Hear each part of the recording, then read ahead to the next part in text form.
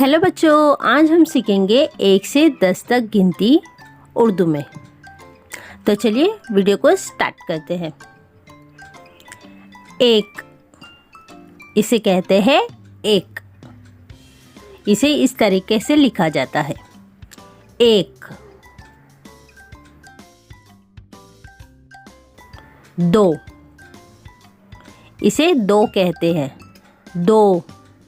इसे इस तरीके से लिखा जाता है 2।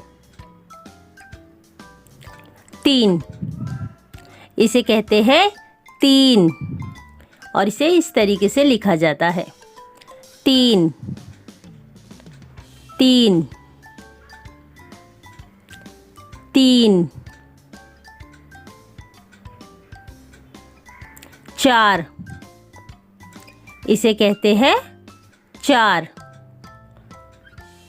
4। इसे इस तरीके से लिखा जाता है 4।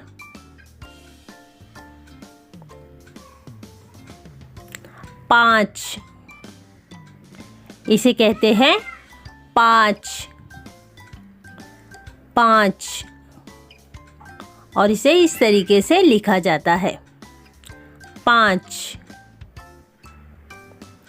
5। 6, इसे कहते हैं 6 6 और इसे इस तरीके से लिखा जाता है 6 6। 7, इसे कहते हैं 7 7। इसे इस तरीके से लिखा जाता है 7 7। 8, इसे कहते हैं 8 8। इसे इस तरीके से लिखा जाता है 8 8। 9, इसे कहते हैं 9 9। इसे इस तरीके से लिखा जाता है 9 9। 10, इसे कहते हैं 10 10।